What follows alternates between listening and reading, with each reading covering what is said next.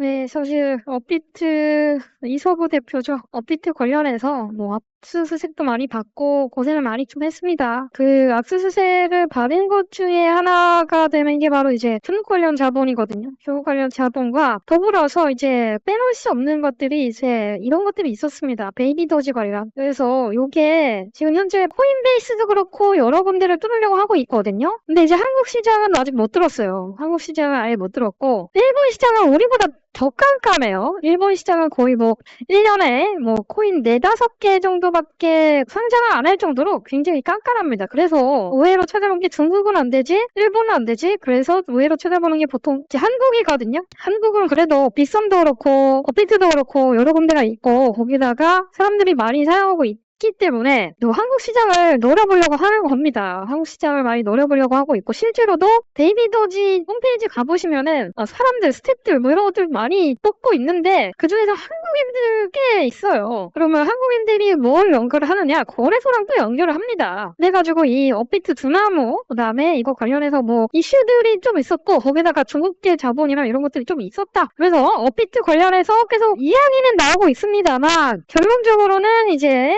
오피셜은 없습니다. 아직 오피셜은 없어요. 오피셜은 아니지만 그래도 아름아름 퍼져나가고 있는 일파만파 설들이 많이 남아있다라는 겁니다. 두나무 대표가 그렇게 바보는 아니에요. 여기 보시면은 66년생입니다. 66년생인데 뭐 학사, 석사, 박사까지 밟았고요. 박사는 법학 박사 밟으면서 이제 변호사를 시작해요. 변호사를 시작하기 때문에 이렇게 국제부 기자를 하다가 변호사를 하고 이제 NHN 들어갔다가 IBM 갔다가 NH 갔다가 이제 카카오 갔다가 이렇게 한 번도 이제 뉴스 관련 실장 갔다가 두나무까지 가는 이런 루트를 탄 거거든요. 이런 루트를 탔기 때문에 기자 특성상 많은 사람들을 알고 있고 친해지기도 하고 거기다가 이제 IT를 결합해가지고 이런 스펙들이 장난이 아니란 말이에요. 스펙 플러스 이제 인맥 이런 것들로 많이 정리를 한 셈이 되었죠. 맨 처음엔 두나무 쪽에서 이제 카카오 쉽게 이제 로그인할 수 있게 맨 처음에 이런 것들도 지원했었고 이게 다 이제 이런 카카오 공동대표를 했었기 때문에 나왔던 내용이지 않을까 이렇게 싶고요. 지금도 로그인하려고 하면 이제 카카오 인증하죠. 이런 것들이 쉽게 받침돼 있어서 가능하다고 말씀드릴 수 있습니다. 그래서 상장 관련해서도 굉장히 이슈가 있고 민감해요. 민감하고 그다음에 지금 뭐 트래블도 관련해서 굉장히 뭐 여러 가지 하고 있는데 압수수색 당하면서 좀 살이는 게 있어요.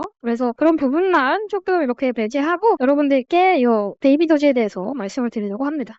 베이비 도지는 되게 귀엽게도 이렇게 생태계 역사들을 보게 되면 이런 식으로 이제 일론 머스크의 이제 아기상어 패러디 요걸로 시작했죠. 베이비 도지 도두두두두 이런 식으로 시작을 했어요. 시작을 해서 장난스럽게 시작했던 2020년 이후에 계속 열정이 더해지면서 커졌습니다. 그래서 개 지원단체에 150만 달러를 기부하는 그런 기행도 했고요. 이어서 이제 트위터, X와 같은 이런 곳에서 뭐 소셜미디어 팔로워가 300만 명에 달하면서 이정표를 달성했다라고 하고 22년에는 커뮤니티를 건설하고 덱스에 진행을 했고요. 이렇게 마켓까지 만들면서 AI 랩까지 만들면서 진행을 했고요. 이제 바이낸스나 이런데 암호화폐 세계로의 영향력을 확대하기 위해서 바이낸스, 바이비트, 그 다음에 뭐 OKX, 비트겟 등등의 이제 진행을 하면서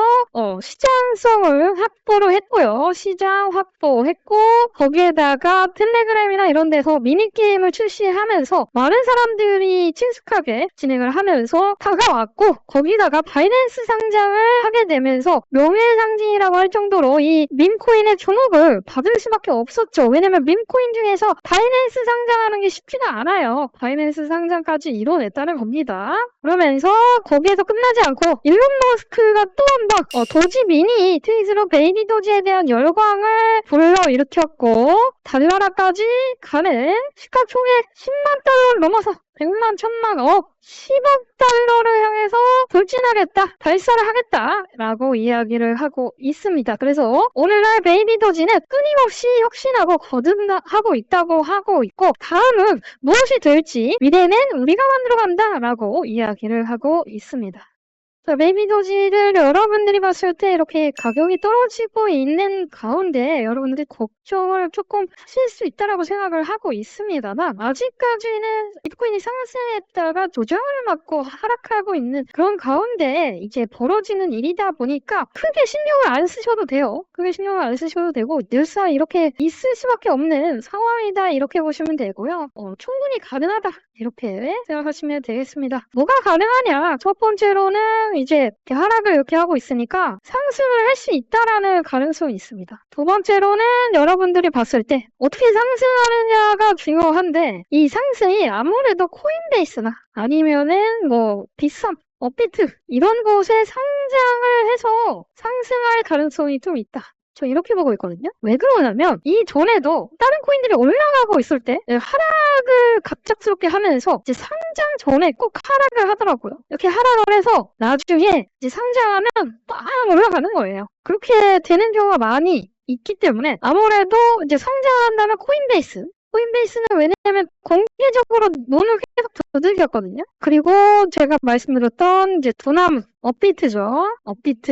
이런 거는 조금 의혹이 있기 때문에 충분히 가능하다. 이렇게 보고 있고, 오히려 빅썸이랑 이런 데가 조용해요. 코인원 이런 데가 조용합니다. 빅썸이랑 코인원이랑 거의 같은 곳이라고 보면 되거든요. 근데 이제 빅썸 코인원에서 조용하다는 건 여기에서는 조금 눈을 안 열어줄 수가 있습니다. 오히려 업비트에서 상장이 빠르게 될 수도 있어요. 자, 그런 걸로 봤을 때 베이비도지는 지금 하락하는 거는 충분히 하락할 수 있다. 이렇게 보시면 되겠습니다. 자, 문자로 저한테 베이비도지라고 남겨주시면 대략적으로 제가 알고 있는 방송에서는 영상에서는 말씀드리지 못하지만 제가 대략적으로 알고 있는 상장의 이런 것들을 공개하도록 하겠습니다. 자, 문자 베이비도지라고 남겨주세요. 감사합니다.